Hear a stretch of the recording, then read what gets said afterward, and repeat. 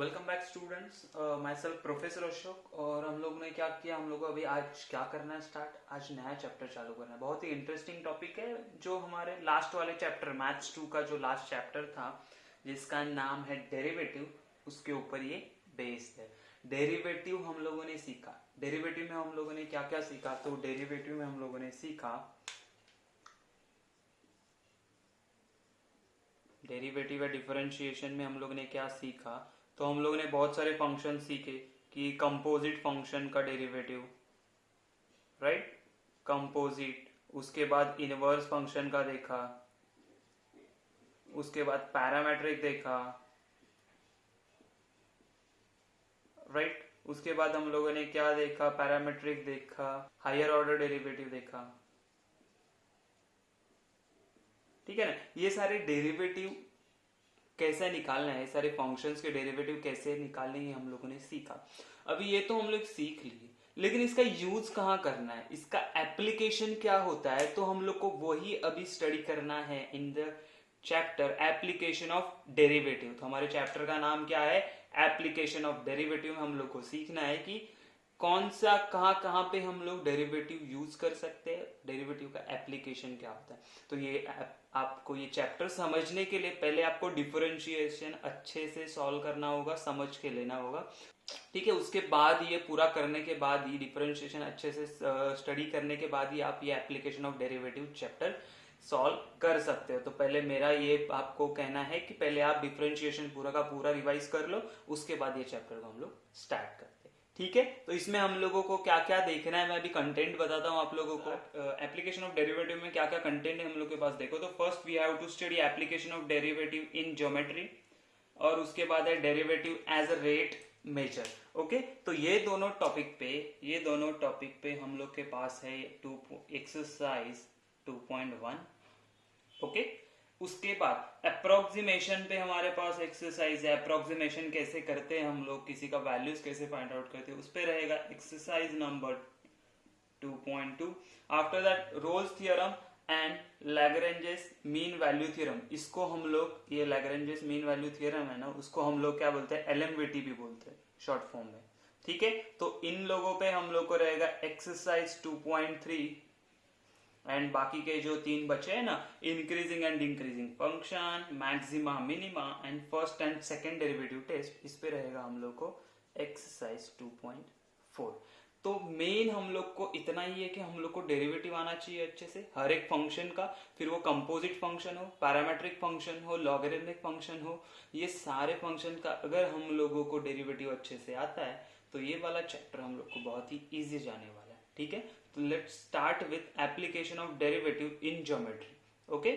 First क्या दिया, application of derivative in geometry. अच्छा देखो, अभी application of derivative in geometry मतलब हम लोग को क्या स्टडी करना है कि डेरिवेटिव का यूज क्या है ज्योमेट्री। ज्योमेट्री मतलब क्या, ज्योमेट्री में हम लोग को कौन सा पार्ट देखना है, तो ज्योमेट्री हम लोग को पार्ट देखना है कि कोई भी कर्व है, ठीक है, कोई भी कर्व है, लेट्स से ये कोई कर्व हो सकती है, ये कर्व हो सकती है, राइट, ये वाली कर्व हो सकती है।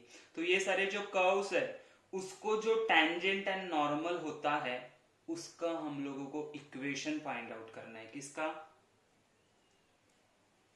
टेंजेंट एंड नॉर्मल का, ठीक है। ये स्टडी करना है, इसका इक्वेशन कैसे फाइंड आउट करना है, टेंजेंट क्या होता है, नॉर्मल क्या होता है, आप लोगों को पता है लेकिन फिर भी मैं बताऊंगा, ठीक है। तो ये स्टडी करने से पहले, ठीक है, ये स्टडी करने से पहले हम लोग क्या करेंगे ना, हम लोग एक्चुअली इक्वेशन ऑफ लाइन देखते हैं क्या होता है। क्यों, क्योंकि हम लोग जब बोलते हैं कि किसी भी कर्व को टेंजेंट है, टेंजेंट मतलब क्या होता है, तो टेंजेंट मतलब होता है, जैसे लेट्स से मेरे पास एक कर्व है ये, जिसका नाम है y is equal to f x, ये इक्वेशन है इसका, ऐसे मेरे पास कर्व है। तो टेंजेंट मतलब क्या है, टेंजेंट मतलब ऐसा लाइन जो इस कर्व को सिर्फ टच करके जाएगा, टच करके जाएगा मतलब passing through only one point, right, passing through only one point, मतलब एक ही पॉइंट में से पास हो रहा है। जैसे ये पॉइंट को हम लोगों ने नाम ले दिया x1, y1, ये पॉइंट में से पास हो रहा है। वो एक कर्व को सिर्फ एक ही लाइन को टच करे, एक ये लाइन, ये टेंजेंट इस कर्व को सिर्फ एक ही पॉइंट पे टच करेगा, जिसको हम लोग बोलते हैं टेंजेंट, राइट। अच्छा, नॉर्मल क्या होता है? तो नॉर्मल एक ऐसा लाइन होता है जो ये टेंजेंट को परपेंडिकुलर होता है, टेंजेंट को परपेंडिकुलर होता है एंड उसी पॉइंट में से पास होता है जहां पे टेंजेंट टच कर रहा है कर्व को, तो ये होता है हमारा नॉर्मल, राइट। तो इन लोगों के अगर हम लोग को इक्वेशन फाइंड आउट करने हैं, बराबर है, इन लोगों के अगर टेंजेंट एंड नॉर्मल के इक्वेशन फाइंड आउट करने हैं हम लोगों को, बराबर, तो कैसे फाइंड आउट करने वो मैं अभी बताऊंगा आप लोगों को। लेकिन उससे पहले हम लोग थोड़ा सा 11th का रिवाइज करते हैं कि हम लोग स्ट्रेट लाइन के इक्वेशन कैसे फाइंड आउट करते थे। क्योंकि ये जो टेंजेंट एंड नॉर्मल एक स्ट्रेट लाइन है ना, अगर ये स्ट्रेट लाइन है तो उनके इक्वेशन कैसे फाइंड आउट होंगे? ऑफ कोर्स कि हमारे स्ट्रेट लाइन वाले जो इक्वेशन थे उससे ही। तो कौन से इक्वेशन है, कैसे फाइंड आउट करना है, वो मैं पहले एक्सप्लेन करता हूँ, फिर हम लोग वापस यहाँ पे आते हैं। ओके, तो देखो, पहले हम लोग को क्या बोला था मैंने कि टेंजेंट एंड नॉर्मल का इक्वेशन निकालना, तो पहले हम लोग वो स्ट्रेट लाइन से थे, तो स्ट्रेट लाइन का इक्वेशन कैसे फाइंड आउट करते हैं वो हम लोग देखते हैं पहले।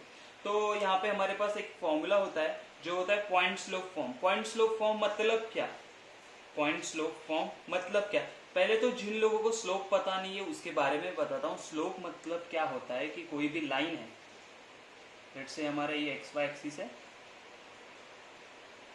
राइट, कोई भी एक लाइन है वो अगर ऐसे पास हो रही है, राइट, तो हम लोग जब उसका पॉजिटिव एक्स एक्सिस से एंटी क्लॉकवाइज, कैसा एंटी क्लॉकवाइज जो एंगल मेजर करते हैं थीटा, बराबर है, तो हम लोग स्लोप कैसे लिखते हैं? देखो, slope is equal to tan of theta, right, ये होता है हमारा स्लोप, जिसको हम लोग m से भी डिनोट करते हैं। तो किसी भी लाइन का स्लोप कैसे फाइंड आउट करते हैं? तो वो लाइन है उसका पॉजिटिव एक्स एक्सिस के साथ एंटी क्लॉकवाइज, याद रखना डायरेक्शन, याद रखना कि एंटी क्लॉकवाइज जो एंगल मेजर करते हैं उसका जो हम लोग tan थीटा वैल्यू लेते हैं वो क्या होता है? हमारा स्लोप होता है, बराबर है। ये समझ में आया कि स्लोप क्या होता है? अभी मेरे पास स्लोप है, लेट्स से m मेरा स्लोप है, m, ओके, और मेरे पास एक पॉइंट है, मतलब एक लाइन है जिसका स्लोप है m, और वो एक पॉइंट है x1, y1 से पास हो रही है, x1, y1 से पास हो रही है। तो हमारे पास फॉर्मूला कैसा होता है? तो हम लोग क्या बोलते हैं? y minus y1 which is equal to m into x minus x1। मतलब ये पॉइंट मैंने यहाँ पे सब्स्टिट्यूट करूंगा तो मुझे ये लाइन का इक्वेशन मिलेगा। जब कब? जब मेरे पास स्लोप है एंड जब मेरे पास पॉइंट है। ये बात समझ में आई? तो यही है ये स्लोप पॉइंट स्लोप फॉर्म, जिसमें हम लोग y minus y1 is equal to m into x minus x1, मतलब ये m क्या है? मेरा स्लोप है। समझ में आई मेरी बात? अच्छा, अगर कोई लाइन ओरिजिन से पास हो रहा है, अगर कोई लाइन ओरिजिन से पास हो रहा है, इसका मतलब क्या? लेट्स से हम लोगों ने बोला ये ओरिजिन वाला ही पॉइंट है, कौन सा? ये वाला, देखो ये हमारा x एक्सिस है, ये y एक्सिस है। अगर कोई लाइन ओरिजिन से पास हो रहा है, मतलब ये y1 और x1 एंड y1 क्या होने रहे? 0,0, मतलब यहाँ पे 0 0 आ जाएगा, तो मुझे क्या मिलेगा? y is equal to mx, तो y is equal to mx is my equation, बराबर है, जब कोई लाइन ओरिजिन से पास हो रहा है और उसका स्लोप m है। तो ये बात हम लोग को अच्छे से याद रखनी है, आगे भी यूज होने वाली है हम लोग को पेयर ऑफ लाइन्स में, ठीक है, पेयर ऑफ स्ट्रेट लाइन्स में। तो अभी आगे देखो, two parallel lines have equal slopes. इसका मतलब क्या? अगर दो लाइंस पैरेलल है एक दूसरे को, अगर दो लाइन पैरेलल है एक दूसरे को, तो उन लोगों उनके स्लोप्स कैसे होने वाले? सेम होने वाले। मतलब ये लाइन है, ये लाइन का स्लोप अगर m1 है और दूसरा लाइन पैरेलल इसको है, उसका भी स्लोप अगर m2 है, तो ये दोनों स्लोप कैसे होने वाले? सेम होंगे। कैसे होंगे? सेम होंगे, ठीक है। थर्ड पॉइंट क्या है? थर्ड पॉइंट हम लोग को बोला है कि two perpendicular lines with slope m1 m2 respectively, then m1 into m2 is -1 होता है। इसका मतलब क्या? अगर एक लाइन है मेरे पास जिसका स्लोप है m1, दूसरा लाइन है इसको परपेंडिकुलर जिसका स्लोप है m2, तो ये क्या होता है? एक दूसरे के नेगेटिव रेसिप्रोकल। मतलब क्या? अगर दोनों को मल्टीप्लाई करेंगे तो हम लोग को क्या मिलेगा? -1। ये भी फॉर्मूला आप लोगों को याद रखना है, हम लोग अभी यूज करेंगे आगे। तो ये एक बेसिक इंफॉर्मेशन या रिवीजन था स्ट्रेट लाइंस का, जहाँ पे हम लोग पॉइंट स्लोप फॉर्म यूज करने वाले हैं, और स्लोप का परपेंडिकुलर लाइंस जो होते हैं उनका स्लोप नेगेटिव रेसिप्रोकल होता है। ये पॉइंट हम लोग यूज करेंगे अभी, ठीक है। तो अभी हम लोग वापस चले जाते हैं हमारे equation of tangent and normal में। Okay, equation of tangent and normal मैंने क्या बोला था, बहुत सिंपल है, ज़्यादा सोचने का ज़रूरत नहीं है। जैसे कोई भी हमारे पास एक कर्व दिया है, लेट्स सी हमारा कर्व है जिसका इक्वेशन है y is equal to f of x, right.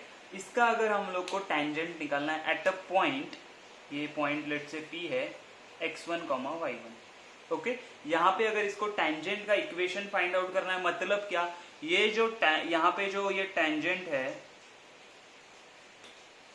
बराबर, ये टेंजेंट ये पॉइंट में से पास हो रहा है, मतलब हम लोगों ने अभी पढ़ा था कि किसी भी लाइन का अगर मुझे इक्वेशन निकालना है तो मुझे स्लोप एंड पॉइंट चाहिए, तो मेरे पास एक पॉइंट है। अभी इसका स्लोप कैसे फाइंड आउट करेंगे, इसका स्लोप कैसे फाइंड आउट करेंगे, तो बहुत ही सिंपल एंड ईजी है कि हमें जो भी इक्वेशन दिया होता है, क्या हमें जो भी इक्वेशन दिया हुआ है, अगर मुझे वो पॉइंट पे, लेट्स से ये कर्व के एक कोई भी पॉइंट पे, कर्व के एक पर्टिकुलर कर्व के पर्टिकुलर पॉइंट पे अगर मुझे स्लोप फाइंड आउट करना है वो टेंजेंट का, तो मेरे पास फॉर्मूला क्या होता है, तो हम लोग क्या करते हैं, जो भी कर्व का फंक्शन है उसको डिफरेंशिएट करेंगे विथ रिस्पेक्ट टू उसके वेरिएबल से, तो मुझे क्या मिलता है, वो पॉइंट पे वो लाइन का, वो टेंजेंट का स्लोप मिलेगा। क्या मिलेगा, वो टेंजेंट का स्लोप मिलेगा। इसका मतलब क्या होता है, इसका मतलब देखो मैं आपको समझाता हूं कि मेरे पास y is equal to f of x, ये मेरा कर्व का इक्वेशन, राइट। देयरफॉर हम लोग क्या बोलेंगे कि ये लाइन पे कोई भी टेंजेंट होगा ना, तो उसके लिए पर्टिकुलर इक्वेशन बनेगा, वो क्या होगा, तो slope of tangent, slope of tangent ये कर्व पे कहीं पे भी होगा तो वो क्या होगा, तो dy बाई डी एक्स होगा। क्या होगा, dy बाई डी एक्स, मतलब इसको डिफरेंशिएट करेंगे तो f डैश ऑफ x होगा। लेकिन मुझे ये पर्टिकुलर पॉइंट, ये मुझे ये पॉइंट पे चाहिए ना, ये स्लोप कहाँ पे हो सकता है, यहाँ पे यहाँ पे यहाँ पे कोई भी टेंजेंट निकालो तो ये वाला स्लोप होगा। लेकिन अगर मुझे ये पर्टिकुलर पॉइंट पे चाहिए p पे, तो हम लोग क्या बोलेंगे, slope of tangent eight point p और x1, y1, तो वो क्या होगा, तो उसको हम लोग ऐसे फाइंड आउट करेंगे कि ये dy बाई डी एक्स जो मिला है उसमें अगर मैं ये पॉइंट के कोऑर्डिनेट इंसर्ट करूं, मतलब x1, y1, तो मुझे क्या मिलेगा, वो टेंजेंट का वो पॉइंट पे स्लोप मिलेगा। ये बात समझ में आई, okay. Slope of tangent at a point, okay, जिसको हम लोग m भी बोल सकते हैं। क्या बोल सकते हैं, m। अच्छा, अभी हम लोग को नॉर्मल का, अभी मुझे स्लोप मिल गया, एक पॉइंट है, तो मैं इक्वेशन लिख सकता हूँ। इक्वेशन क्या हो जाएगा मेरा, तो हम लोग को पता है ना, y minus y one is equal to m into x minus x one. लेकिन अभी अगर मुझे नॉर्मल का, अगर नॉर्मल है, ये नॉर्मल का अगर मुझे स्लोप निकालना है तो मेरे पास इंफॉर्मेशन क्या है, अगर एक पॉइंट है मेरे पास, यही पॉइंट में से पास हो रहा है वो। दूसरा, ये जब नॉर्मल बोलते हैं तो ये दोनों लाइन टेंजेंट एंड नॉर्मल एक दूसरे को परपेंडिकुलर है। परपेंडिकुलर का स्लोप क्या होता है, हम लोग ने अभी देखा, नेगेटिव रेसिप्रोकल होता है, राइट। मतलब क्या, तो हम लोग लिख सकते हैं slope of normal at point x1, y1, इसका जो भी होगा उसका नेगेटिव रेसिप्रोकल, नेगेटिव रेसिप्रोकल मतलब negative 1 upon dy by d x at x1, y1। ये बात समझ में आ रही है मेरी, बहुत सिंपल एंड इजी है। ये दोनों का स्लोप मिलेगा मुझे, कि नॉर्मल का स्लोप मिला, टेंजेंट का स्लोप मिला, और मेरे पास तो पॉइंट है, तो मैं दोनों वो फॉर्मूला में सब्स्टिट्यूट करके वो लाइन का इक्वेशन फाइंड आउट कर सकता हूँ। बहुत इजी एंड सिंपल है। इसके मैं स्टेप्स आपको लिख के देने वाला हूँ कि कैसे स्टेप बाय स्टेप जाना है। बस ये आपको समझाने के लिए मैंने एक्सप्लेन किया है ऐसा कि कोई भी कर्व है, उसका इक्वेशन है, डिफरेंशिएट करो, वो पॉइंट को सब्स्टिट्यूट करो तो टेंजेंट का स्लोप मिलेगा वो पॉइंट पे, बराबर है। उसका नेगेटिव रेसिप्रोकल करोगे तो नॉर्मल का स्लोप मिलेगा वो पॉइंट पे। आई बात समझ में। लेट्स से मैं आपको अभी स्टेप बताता हूँ और एक एग्जांपल सॉल्व करेंगे। Okay, equation of a tangent and normal to the curve y is equal to f of x at the point x1, y1। इसका मतलब वापस वही, हमारे पास एक कर्व है, राइट। ये कर्व है जिसका इक्वेशन है y is equal to f of x right. उसको ये एक पॉइंट है x1 कॉमा y1, यहाँ पे जो टेंजेंट है ना उसका इक्वेशन, और यहाँ पे जो नॉर्मल है ना उसका इक्वेशन फाइंड आउट करना है, राइट। कैसे करेंगे, ठीक है। तो देखो फर्स्ट स्टेप हमेशा मैंने क्या बोला था, फर्स्ट स्टेप क्या होगा हमारा, ये कर्व दिया है उसको डिफरेंशिएट कर दो, सीधा सीधा, कुछ सोचना नहीं है, कर्व दिया डिफरेंशिएट कर दो। तो हम लोग क्या बोलेंगे, find dy by dx, right. Find dy by dx कहां से, तो from the given equation y is equal to f of x. ऐसा कोई भी इक्वेशन हो सकता है ना, y is equal to x square plus 3x plus 1, कुछ भी इक्वेशन होने दो, कुछ भी। हम लोगों ने जितने अभी तक फंक्शन पढ़े हैं, कौन से फंक्शन, तो डेरिवेटिव में कंपोजिट वाले ये सारे जितने भी फंक्शन पढ़े ना, वैसा कोई भी फंक्शन आ सकता है। उसको हम लोग को क्या करना है, सीधा सीधा डिफरेंशिएट, मतलब मुझे dy by d x find out करना है। ओके, नेक्स्ट स्टेप क्या होगा, नेक्स्ट स्टेप मतलब मैंने क्या बोला था कि dy बाई डी एक्स मिला, लेकिन ये पॉइंट पे चाहिए ना मुझे, तो ये पॉइंट का वैल्यू सब्स्टिट्यूट करेंगे। तो हम लोग क्या बोलेंगे, हम लोग बोलेंगे यहां पे find dy by d x at given point x1 comma y1, है ना, वो पॉइंट पे चाहिए ना मुझे, तो वो पॉइंट सब्स्टिट्यूट करेंगे। तो हम लोग को क्या मिलेगा, हम लोग को मिलेगा m, ये dy बाई डी एक्स क्या है हमारा, m है, क्या है, m है। Okay, third and last step क्या होगा, हम लोग को m मिल गया, m मतलब क्या होगा मेरा, m is equal to dy by d x होगा at point at x1 comma y1, right. ये मिल गया। तो हम लोग इक्वेशन यूज करेंगे, कौन सा इक्वेशन यूज करेंगे, तो हम लोग इक्वेशन ऑफ टेंजेंट क्या होता है, तो हम लोग बोलेंगे y minus y1 which is equal to m into x minus x1, ये हो गया इक्वेशन। अच्छा, इक्वेशन ऑफ नॉर्मल क्या होगा, नॉर्मल क्या होगा, तो हम लोगों ने क्या बोला, बाकी से तो सेम ही रहने वाला, चेंज क्या हो रहा है, ये स्लोप है ना वो नेगेटिव रेसिप्रोकल होता है, नेगेटिव रेसिप्रोकल ऑफ।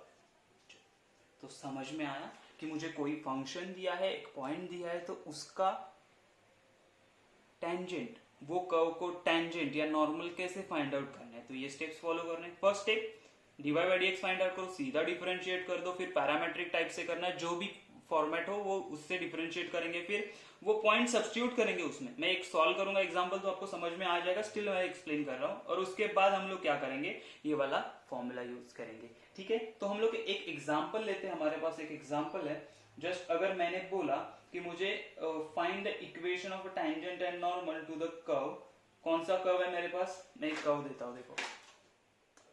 ओके, तो देखो हमें क्या बोला है, find the equation of tangent and normal to the curve y is equal to x square plus 4x plus 1 at a point -1 -2। तो मैंने पहला स्टेप क्या बोला था, सीधा डिफरेंशिएट किया। तो ये मेरे पास कर्व है, तो हम लोग क्या करेंगे, डायरेक्टली डिफरेंशिएट। तो बोलेंगे y इज इक्वल टू, ये दिया लिखने का पहले कि y is equal to x square plus 4x plus 1। तो हम लोग बोलेंगे differentiating with respect to x, ये क्या कर रहे हैं हम लोग फर्स्ट स्टेप करें, तो हम लोग क्या बोलेंगे, मुझे मिलेगा dy by d x which is equal to x square का डेरिवेटिव आएगा 2x प्लस 4x का डेरिवेटिव 4, इसका 0 चला गया, हम लोग सोचेंगे नहीं उसके बारे में। अभी क्या मैंने बोला था, स्लोप ऑफ टेंजेंट क्या होता है, एट दैट पर्टिकुलर पॉइंट हम लोग सब्स्टिट्यूट करेंगे। तो ये पॉइंट सब्स्टिट्यूट करना है, तो हम लोग क्या बोलेंगे, slope of tangent, right, slope of tangent eight given point.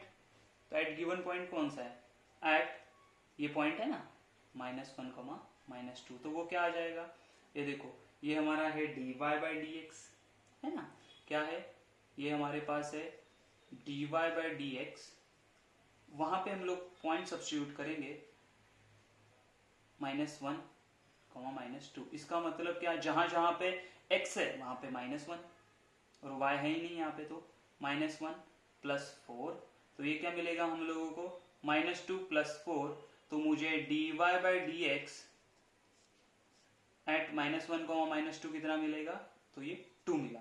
तो ये क्या है मेरा, ये स्लोप ऑफ टेंजेंट है। ये क्या है मेरा, स्लोप ऑफ टेंजेंट। अगर ये स्लोप ऑफ टेंजेंट है मेरे पास, तो क्या हम लोग इक्वेशन फाइंड आउट कर सकते हैं? हाँ, तो हम लोग बोलेंगे इक्वेशन ऑफ टेंजेंट। कौन सा फॉर्मूला यूज करेंगे,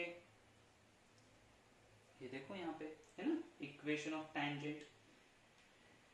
तो क्या बोलेंगे, y माइनस y1, m मतलब क्या, dy/dx है, तो हम लोग बोलेंगे dy/dx eight -1, -2 into x minus x1। यहाँ पे m लिखोगे तो भी चलेगा, नो इश्यू।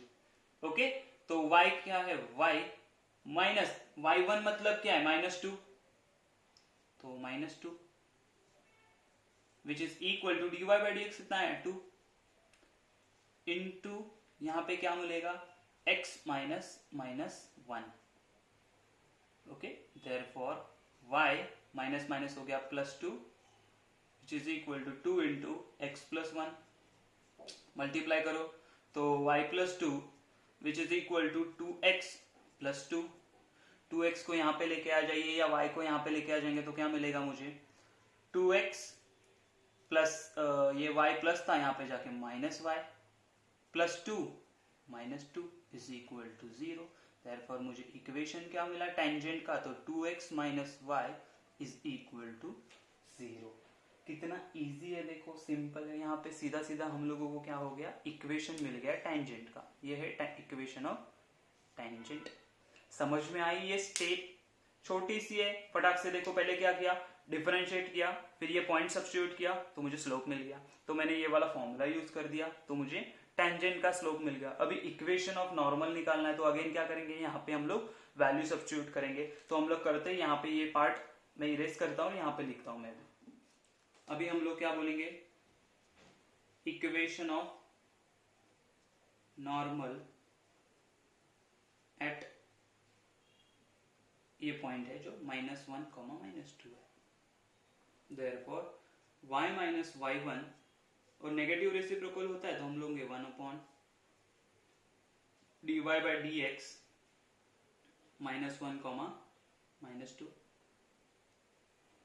-1, -2 और यहाँ पे आएगा x minus x1। Same formula, बस ये स्लोप चेंज होने वाला है उसका। तो ये होगा y minus of -2 which is equal to, ये कितना आएगा 1 अपॉन -1/2, क्योंकि 2 था ना तो 1/2 हो जाएगा और माइनस, और यहाँ पे आएगा x माइनस ऑफ -1, राइट। तो मुझे क्या मिलेगा, ये होगा y plus 2 which is equal to ये -1/2 और ब्रैकेट में मिला मुझे x प्लस 1। ये 2 यहाँ पे मल्टीप्लाई करेंगे तो मुझे क्या मिलेगा, 2y plus 4 which is equal to, ये माइनस साइन अंदर मल्टीप्लाई किया तो -x -1। सबको यहाँ पे लेके आ जाओ तो मुझे क्या मिलेगा, x plus 2y, right, x plus 2y और ये -1 यहाँ पे हो जाएगा तो +1 हो जाएगा, मतलब 4 plus 1 is equal to 0। Therefore x plus 2y plus 5 is equal to 0। ये हो गया इक्वेशन ऑफ अ नॉर्मल। किसका इक्वेशन, तो नॉर्मल का इक्वेशन आ गया ये हम लोगों को।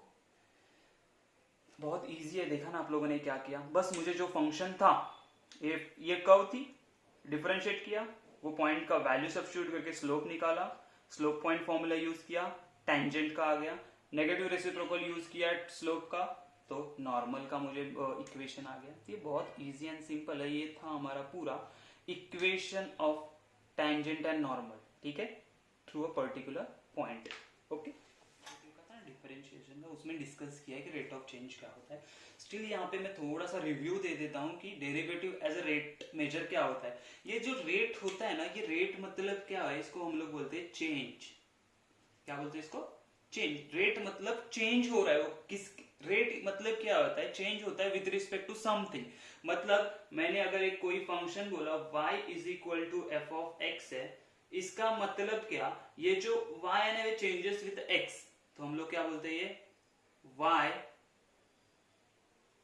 Changes with x, right. तो जब ये रेट बोलते हैं मतलब जितना एक्स कैसा चेंज हो रहा है, वो एक्स का वैल्यू जैसा चेंज हो रहा है उसके साथ वाई भी चेंज हो रहा है, बराबर। अगर मैंने बोला ये एक्स है ना, वो चेंज हो गया डेल्टा एक्स, क्या हो गया, थोड़ा चेंज हो गया, तो हम लोग क्या बोलेंगे, x changes by delta x, right. मतलब उनमें क्या चेंज हो गया, डेल्टा एक्स का चेंज हो गया, करस्पॉन्डिंगली वाई भी चेंजेस, तो वाई भी चेंज होगा,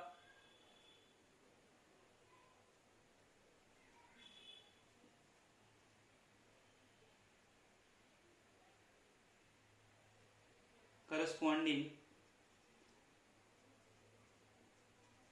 change in y is delta y, बराबर है। मतलब क्या, देखो x चेंज हो गया डेल्टा x से तो y भी चेंज होगा, मतलब ना x चेंज होगा तो y भी चेंज होने वाला, हाँ डेफिनेटली होगा। तो x क्या, डेल्टा x चेंज हो गया x में, तो delta y change in y, corresponding change दोनों में का मैंने बोल दिया। तो जब हम लोग ये इंक्रीमेंट रेशियो लेते हैं, इंक्रीमेंट रेशियो, ये delta x by delta y change हो गया डेल्टा x के साथ, इसको हम लोग बोलते हैं इंक्रीमेंट रेशियो। क्या, इंक्रीमेंट रेशियो, मतलब क्या कि डेल्टा y चेंज हो गया, डेल्टा x अगर बढ़ गया तो उसके रिस्पेक्टिव जो डेल्टा y है वो भी चेंज होगा, तो इसको हम लोग क्या बोलते हैं, इंक्रीमेंट रेशियो। और इसी इंक्रीमेंट रेशियो को हम लोग क्या बोलते हैं, एवरेज रेट ऑफ चेंज, है ना।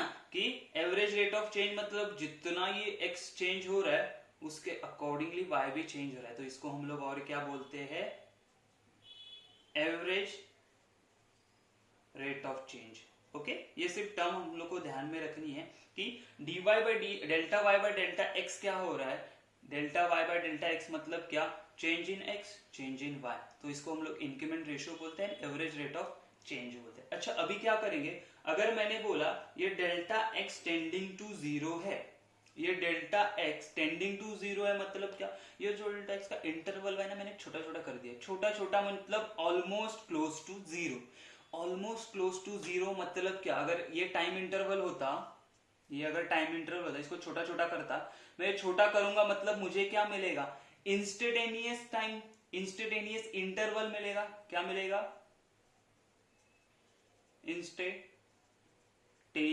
इंटरवल होता है, इंस्टेंटेनियस टाइम बोलते हैं, इंस्टेंटेनियस पॉइंट बोलेंगे हम लोग। तो अगर ऐसा हो गया तो ये delta y upon tends to zero, तो हम लोग क्या बोलेंगे, delta y also tends to zero होगा। इसका मतलब ये delta y upon delta x when limit delta x tends to zero ना, तो इसको हम लोग क्या बोलते हैं, इंस्टेंटेनियस रेट ऑफ चेंज, इसको क्या बोलते हैं हम लोग, instantaneous rate of change, right. समझ में आया क्यों इंस्टेंटेनियस रेट ऑफ चेंज बोलते हैं, क्योंकि ये एट अ इंस्टेंट बोल रहा है ना, डेल्टा एक्स का इंटरवल अगर एकदम छोटा होगा, माइन्यूट होगा, तो एक्चुअली इंस्टेंटेनियस वैल्यू शो करेगा, तो ये रेट ऑफ चेंज है एक्चुअली। अगर ये रेट ऑफ चेंज है, अगर उसका delta x zero close to zero है, मतलब एट अ इंस्टेंट पे रेट ऑफ चेंज बताएगा मुझे, बराबर है ना, कि एक पर्टिकुलर इंस्टेंट पे स्मॉलेस्ट इंटरवल पे कितना चेंज हो रहा है, तो ये क्या हो गया हमारा इंस्टेंटेनियस रेट ऑफ चेंज, बराबर। लेकिन हम लोग को पता है जब delta y upon delta x limit tends to delta y upon delta x लिखते तो हम लोग क्या होता है, इसका मतलब limit delta x tends to zero, delta y upon delta x is equal to हमारा होता है d y by d x. क्या होता है, d y by d x. इसको हम लोग क्या बोलते हैं, rate of change of y with respect to x। इसको क्या बोलते हैं हम लोग, rate of change of y, change of y with respect to x। समझ में आया, ये क्या होता है, इंस्टेंटेनियस पॉइंट पे rate of change of y with respect to x show करता है। ये क्या है, rate of change of y with respect to x बोलेंगे हम लोग, ठीक है। जब delta x tending to zero, जब delta x tending to zero नहीं है, ये एक्चुअली क्या होता है मालूम है, ये delta y upon delta x, आपको कंफ्यूज हो रहा है ना तो मैं बता दूं, y2 minus y1 upon x2 minus x1, मतलब क्या, change in y upon change in x है, कुछ नहीं है, तो इसको हम लोग बोलते हैं कि एवरेज रेट ऑफ चेंज है, एवरेज है ये, राइट। लेकिन जब ये इंस्टेंट छोटा होता है, ये इंटरवल छोटा होता है डेल्टा x का, तो ये अगर छोटा हो गया तो y भी छोटा होता है डेल्टा y, और उसको हम लोग क्या बोलते हैं, rate of change of y with respect to x, right. वो होता है इंस्टेंटेनियस रेट ऑफ चेंज। ठीक है, ये समझ में आया, ये सारा क्यों समझाया, राइट, ये सारा क्यों समझाया। तो हम लोग को कुछ फॉर्म ऐसे अभी क्वेश्चंस न्यूमेरिकल्स आने वाले हैं, वर्ड क्वेश्चन होंगे, जिसमें हम लोग को ये यूज करना है कि किसी भी चीज का अगर रेट ऑफ चेंज दिया है तो कैसे फाइंड आउट करेंगे हम लोग। ठीक है, एक एग्जांपल लेता हूं मैं वेलोसिटी का, आपको अच्छे से समझ में आएगा। ओके, वेलोसिटी क्या होता है, किसी एक पार्टिकल, हम लोगों ने बोला एक पार्टिकल है, it's moving along a straight line, right, moving along a straight line, तो उसका वेलोसिटी v है, और उसने डिस्प्लेसमेंट जो कवर किया उसको हम लोग बोलते हैं s है, क्या बोल दिया उसको, s है, इन टाइम t।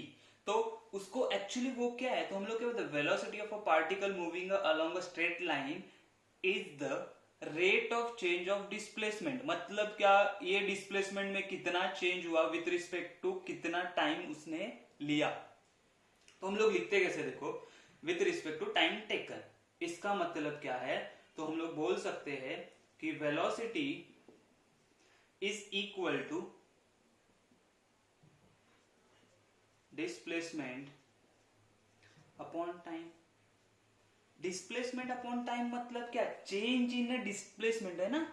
डिस्प्लेसमेंट मतलब क्या होता है, ये अगर मैंने बोला ये S1 है और ये S2 है, मतलब क्या, S2 माइनस S1, तो S2 माइनस S1 को क्या बोलते हैं हम लोग, डेल्टा S बोल दूं, चलेगा। तो इसको हम लोग बोलते हैं कि डेल्टा S ही है, divided by T2। T1 time पे S1 था, T2 टाइम पे S2 था, तो T2 माइनस T1, मतलब क्या, चेंज इन डिस्प्लेसमेंट या change in displacement upon change in time, तो ये हो गया डेल्टा टी। तो ये जो वेलोसिटी मुझे मिल रहा है ना अभी, ये क्या है, दोनों का चेंज का है, मतलब ये rate of change of displacement with respect to time taken है, ये होता है हमारा एवरेज वेलोसिटी। क्या होता है ये हमारा एवरेज वेलोसिटी, क्या होता है ये हमारा एवरेज वेलोसिटी। ओके, लेकिन जब मैं बोलता हूं ये delta t tending to zero, delta t tending to zero मतलब क्या, delta t tending to zero जब मैं बोलता हूं, इसको जब मैं बोलता हूं कि ये limit delta t tending to zero, delta s upon delta t, मतलब मैंने क्या किया, ये time interval approximate close to zero कर दिया, मतलब एट ए इंस्टेंट पे लाया, क्या लाया, एट ए इंस्टेंट पे। तो इसे हम लोग क्या बोलते हैं, तो इसको हम लोग बोलते हैं इंस्टेंटेनियस वेलोसिटी। क्या बोलते हैं, instantaneous velocity, right, instantaneous velocity, उसी को हम लोग क्या बोलते हैं, ds/dt। समझ में आई बात, मतलब अगर मुझे किसी ने डिस्प्लेसमेंट का इक्वेशन दिया, डिस्प्लेसमेंट का फंक्शन दिया है, अगर मैं उसको डिफरेंशिएट करता हूं तो मुझे क्या मिलता है, वेलोसिटी मिलती है। क्या मिलती है, इंस्टेंटेनियस वेलोसिटी मिलती है।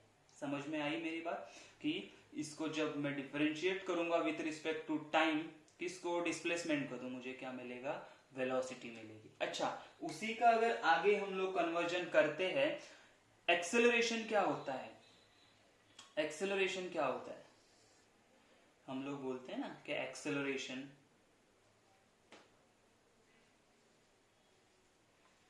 एक्सेलरेशन होता है, ये पूरा नहीं लिखूंगा अभी, एक्सेलरेशन होता है rate of change of velocity with respect to time. क्या होगा, rate of change of velocity, velocity with respect to time. इसका मतलब क्या, तो एक्सेलरेशन है ना, तो हम लोग बोलेंगे rate of change of velocity with respect to rate of change of time के साथ, राइट। लेकिन इंस्टेंटेनियस चाहिए तो मैं क्या करूंगा, इसको delta t tends to zero करूंगा। देखो ऐसा, ये delta v upon delta t मिलेगा, मतलब मुझे क्या मिला, dv/dt, राइट। ये मेरा एक फर्स्ट इक्वेशन हो गया, acceleration, rate in change of velocity with respect to time taken. अच्छा, लेकिन मुझे क्या पता है डी वी क्या है, ds/dt। तो अगर मैंने वही सब्सटीट्यूट किया, ये d/dt को साइड में किया और v का वैल्यू सब्सटीट्यूट किया विच इज ds/dt, तो ये क्या होता है, तो ये होता है acceleration is equal to d2s upon dt square. हम लोग ने किया था ना second derivative, second order derivative हो गया ये, है ना। अगर हम लोग डिस्प्लेसमेंट का सेकेंड ऑर्डर डेरिवेटिव दो बार डेरिवेटिव लेते हैं तो हम लोग को क्या मिलता है, एक्सेलरेशन मिलता है। क्या मिलता है, एक्सेलरेशन। तो ये बात समझ में आई आप लोगों को। ये क्या होता है, वेलोसिटी क्या होता है, rate of change of displacement with respect to time, और एक्सेलरेशन क्या होता है, rate of change of velocity with respect to time. ठीक है। और अगर एक्सेलरेशन मुझे डिस्प्लेसमेंट से निकालना है तो मैं दो बार डेरिवेटिव करूंगा। इसको हम लोग इजी तरीके से कैसे लिख सकते हैं, देखो एस था तो उसको मैंने डिफरेंशिएट किया विथ रिस्पेक्ट टू टी, तो मुझे मिला v, राइट। और v को वापस मैंने डिफरेंशिएट किया विथ रिस्पेक्ट टू t, तो मुझे क्या मिला, a मिला।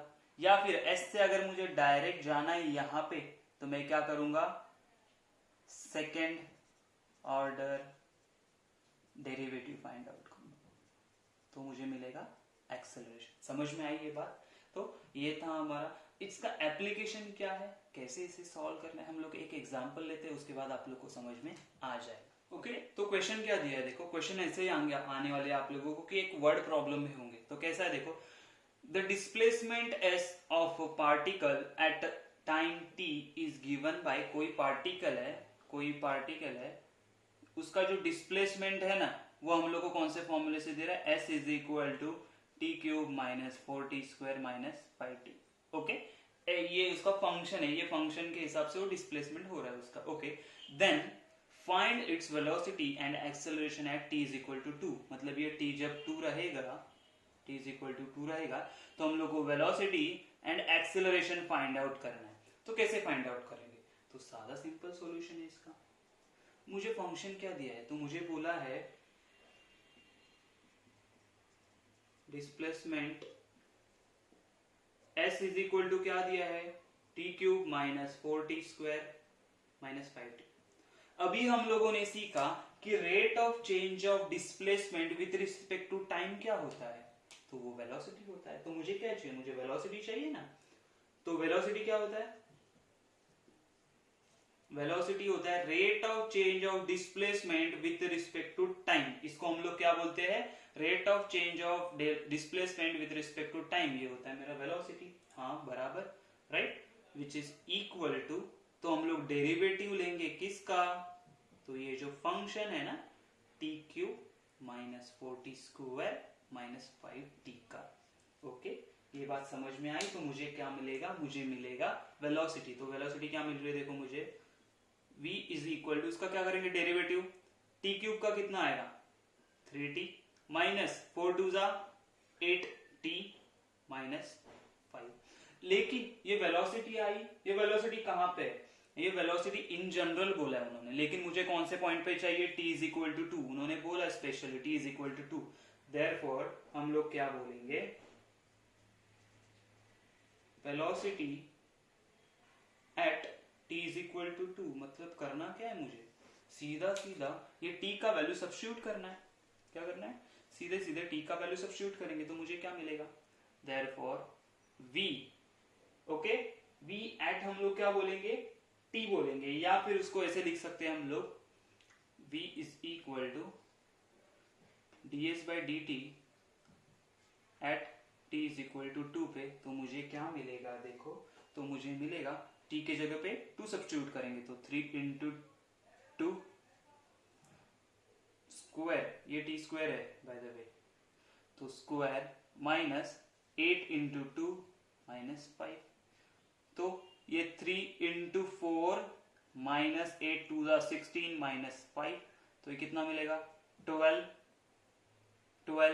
माइनस 16 माइनस 5, तो कितना आएगा आंसर, ये होता है -4 माइनस 9। तो जो वेलोसिटी मिला मुझे वो कितना मिला, -9, है ना। वेलोसिटी कितना मिला, -9 मिला। ओके, लेकिन एक्सेलरेशन भी बोला है ना, तो एक्सेलरेशन कैसे फाइंड आउट करते हैं? तो हम लोग को पता है कि acceleration A is equal to वो होता है डी स्क्वायर, दोनों फॉर्मूला लिखते हो, बाद में हम एक ही लिखोगे तो चलेगा, dv by D T which is equal to D square S upon D T square होता है। तो हम लोग v मिला ना मुझे, उसको डिफरेंशिएट करेंगे, इसको डिफरेंशिएट अगेन करेंगे तो मुझे क्या मिलेगा, a is equal to 3 to 6 t minus 8, और ये तो जीरो हो जाएगा, तो उसका सोचना नहीं है हम लोग को। ओके, लेकिन मुझे क्या चाहिए, acceleration at t is equal to 2 चाहिए। देयरफॉर मैं क्या करूंगा, यहाँ पे d2s upon D T square, या एक्सेलरेशन लिखो चलेगा, t इज इक्वल टू 2 पे वैल्यू सब्स्टिट्यूट करो, 6 इंटू 2 माइनस 8, तो ये हो जाएगा 6 2 12।